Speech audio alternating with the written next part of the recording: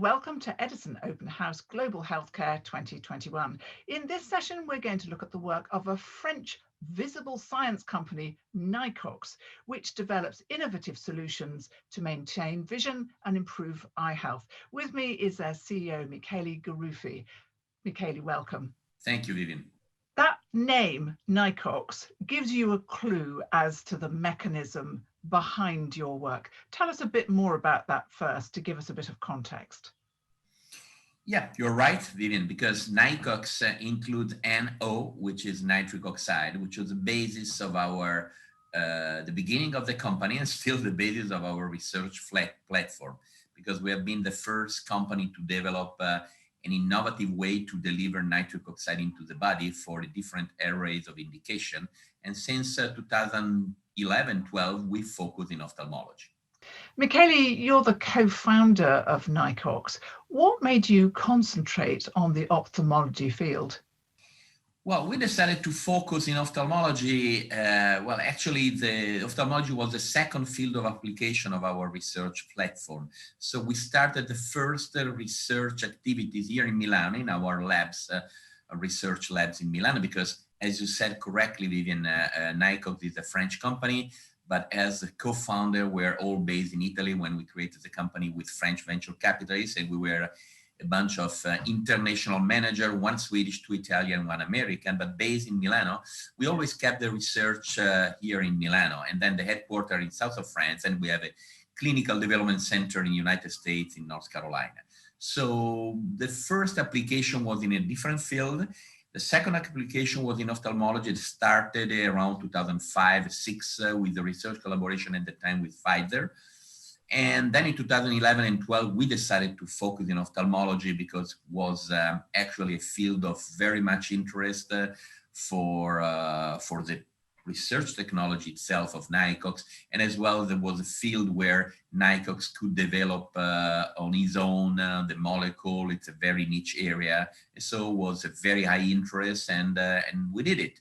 And the reason why is because nitric oxide has an important role in different parts of the eye, I would say, but mainly in controlling the intraocular pressure of the eye, and especially controlling the outflow of the liquid inside of the eye in all cases where there is a elevated intraocular pressure, therefore in glaucoma, which is the most diffuse indication ophthalmology, indication pathology, especially in elderly people. So tell me a bit more about your pipeline. I know that you've got two products that are already commercialized, one in glaucoma that you've mentioned, and also one in allergic conjunctivitis. But tell me more about the rest of that pipeline. Yes, correct. We have a broad pipeline based on glaucoma, blepharitis, and dry eye. I have to say the glaucoma pipeline is based on our research proprietary innovative platform around the nitric oxide releasing drugs, specifically nitric oxide releasing prostaglandin analogs. And the non-glaucoma pipeline is based on a series of patents that we acquired now 6.5 years ago in summer 2014 from a small research company in US, in Massachusetts, which had two interesting products. One is now approved, it's Zerviate, an anti-allergic compound. The other one is exactly the product coded NCX 4251 in development for blepharitis and in the future as well for dry eye. So the most advanced compound in our pipeline is NCX 470. This is a NO nitric oxide derivative of a prostaglandin analog in a phase 3 for the treatment of glaucoma and in elevated intraocular pressure. And is actually the second compound generated by our research platform. The first one was Vizulta, that has been licensed many years ago in 2010 to Bausch & Lomb, when still Nicox was a small baby in the ophthalmology space, so we couldn't develop on our own, and we licensed worldwide to Bausch & Lomb. And Bausch & Lomb reached the market at the end of 17. The drug was launched in January 18, so now it's 3 years on the market, is on the trend, a very, very positive trend of sales. I guess last year they ended up more or less with $50 million of sales.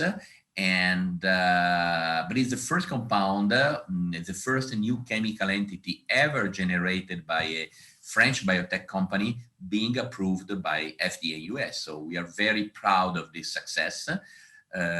Clearly, license out the product is not the same than developing on our own and owning 100% of the rights, and then that will be the future strategy of the company. And this is the reason why the second compound, NCX470, is with us, and it's our intention to keep it and to go through the entire development process. And as I said, it's in an advanced phase 3 in United States. You mentioned the phase 3 trials. These are conditions that primarily affect older people. How are your trials being affected by COVID? Yeah, it's a good question, Vivienne. You're right. The first phase 3 on NCX470 glaucoma started in June. We had a first part of running adaptive design to select the final dose for the rest of the phase 3, which was done at the end of September. And I have to say, until then, there was no delay. Now we are seeing a little bit of slowdown on enrollment, but clearly it's too early to say whether we will be able to deliver the final results as expected by December of this year. So we'll see during the springtime how the COVID situation clearly is a bit worrying for everybody and all the company. So far went well. So let's hope that we can keep the timeline. If we have a delay, we will communicate as soon as we have a clear idea of if any delay and how much delay. The second phase 3 started in November, last year. So too early to say, and we are expecting to complete it by the end of 2022. It's a longer trial with some safety period of follow-on, and especially it's a phase 3 that will be run into US and in China. So we want to be prudent. We don't know how is the speed of enrollment in China. So we communicated to the market that both phase 3, well, the first should be completed by Christmas 2021 and the second one by Christmas 2022, in order to be able in 2023 to submit the NDA application to the FDA for our new glaucoma project. Has your R&D been affected? Because after all, your R&D base is in Milan, which has been an epicenter of COVID in Europe. Yeah, no, well, I have to say that here we have been quite good in managing. We alternated each other in the research center, and the team has so far worked well, because we selected a new, as I said, here it's only research. It's not the development is done mainly in United States, but here in the research last year, we have appointed a new compound for possible development in the next time in a complete new class of drugs, always for the treatment of glaucoma, always around nitric oxide, but very different from Vyzulta and 470. So I think they were good. Depend on how long lasts this pandemic and see what will be the consequence. But touching wood, so far so good. I'm delighted to hear it. So for investors, what are the milestones that they can expect over the next 6 to 12 months? Well, the milestones are the one I told you around the glaucoma project. We do hope to deliver the phase 3 results, of course, and we are very optimistic on the results by Christmas.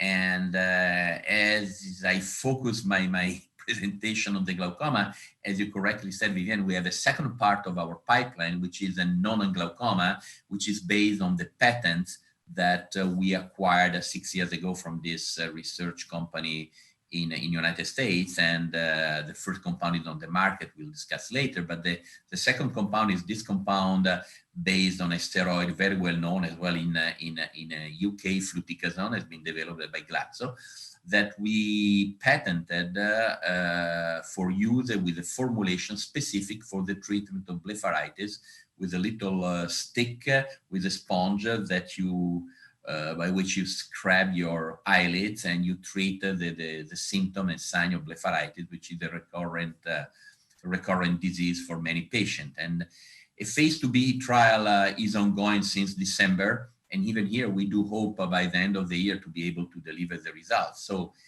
by the end of the year, let's say in the last quarter, if everything goes well, depending on COVID in the United States, we should have the results of these two main clinical trials. You've mentioned your partnership with Bausch and Lomb. What is your partnership strategy more widely? Yeah, as I said at the beginning, we licensed our first molecule generated by our research platform to Bausch & Lomb because we were obliged to. We didn't have the skill, the time, the money, the capacity to develop 10 years ago. Now it's different. We are a different company. And so we licensed to Bausch & Lomb worldwide. They already approved the drug, I guess, in 8 countries and launched in 3 countries, mainly in US. 3 years ago, then in Canada, I guess 1 year ago, then recently in Mexico. They have approval in Ukraine, in Hong Kong, in Colombia, in Argentina. So they are expanding in many, many countries of the world. So the revenues, we have royalty, we will have milestone. So it's an interesting royalty revenue stream for the company, which is growing year by year. Year over year for the next long period until the patent will last for many years, depending on the country. And as I said, on our pipeline, 470 and the product for blepharitis, not our intention to partner out this product in Europe and US. We want to keep this product unencumbered for ourselves because it's our ambition to become a fully integrated pharmaceutical ophthalmic company and launching our drugs in US first and then in Europe. So we are partnering our compounds probably in the future in other parts of the world. We did it already in China Far East with a large company, Ocumension, which is a public Chinese company with a market cap of over 2 billion euro. And they are a very good partner. They are developing the entire pipeline of Nicox, the product for glaucoma for 70, the product for blepharitis and dry eye, and Zerviate, the anti-allergic, for China and sometime for Far East, and they will launch their product on the Chinese market. So for sure, we will find a Japanese partner as well for our pipeline at the right time. So we will keep, I would say, the Western world for us and the Eastern world we will partner out. Michele, many of these conditions are considered specialist areas, but of course it's a growing market because they particularly affect older people, and the number of older people is growing all the time. You're right, Vivienne. These are specialists. Generally, glaucoma is treated by specialists, ophthalmologists. Dry eye blepharitis could be treated as well by optometrists and maybe sometime by general medicine, family doctor. And so it's a growing market. So there are specialists which are rare disease where you have absolutely go to the ophthalmologist. We are not in the field of the rare disease in ophthalmology, but as you said, glaucoma is the largest market. And it's only US is a $3 billion market, so very huge. And in China, it's projected to become 10 times in few years the market of today. That's the reason why Ocumension is very keen to launch our NCX 470 on the Chinese market as soon as it is approved. So it's for sure it's a growing market because of the elder population, but especially glaucoma is underdiagnosed, especially in the developing countries.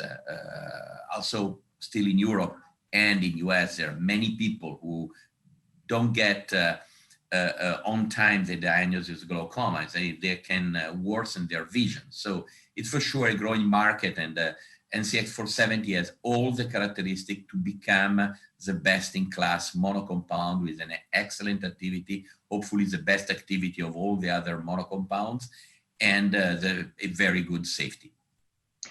So you've indicated your very active pipeline. How much cash runway do you have? Yes, well, thanks God, we have this possibility to have a revenue stream for our 2 compounds that worldwide approved, in future approved, like Vyzulta and Zerviate. So we have an advantage over, I would say, the large majority of the biotech company, which have only expenses in research. We have as well revenues. And that's the reason why we did a small debt, because we know that the debt can be paid back by our incoming revenues. We just completed a small financing a few weeks ago, so we have cash to reach for sure with all the relax of a biotech company from a financial point of view, the clinical endpoints, the results of the phase 3 in glaucoma and in blepharitis, and well beyond in 2022. So we do hope that with the good results of our 2 compounds will allow us to look for alternative financing tools. Finally, Michele, 2020 has been an enormously difficult year for everyone, personally, professionally, nationally. How are you feeling about 2021? Are you looking forward to it with optimism on behalf of Nicox? Yeah, I'm optimistic for Nicox. I'm optimistic because, as I said, we have this privilege to have revenues, to have drugs in advanced stage, which could have a very soon inflection point. We have the luxury with our financial situation to absorb even a small delay in the results of the clinical trials, if any. As I said, we will know in springtime if they are delayed. So I'm optimistic for Nicox. Definitely, I'm relaxed in a sense that we have a low-risk project because, as I said, NCX-470 is the second compound generated by our platform. So we know the first compound worked very well. And we know that this compound worked better than the first compound and has been approved by FDA. And we know fluticasone, which is the basis of our blepharitis, works because it's on the market by Glaxo since 25 years. So I'm quite relaxed. There is always a risk in the conduct of the clinical trial. Clearly, this is our job, but I'm quite relaxed. For the general situation of the world, I think 2021, we have to still keep going, being prudent. I see with the vaccine a possibility to be better definitely in 2022. And I'm not worried. I was a sportive when I was young, so I know that you need resilience, perseverance, you keep going, and at the end, the results will come. Michele Garufi, thank you so much. Thank you, Vivienne, to you and for your question. Thank you very much.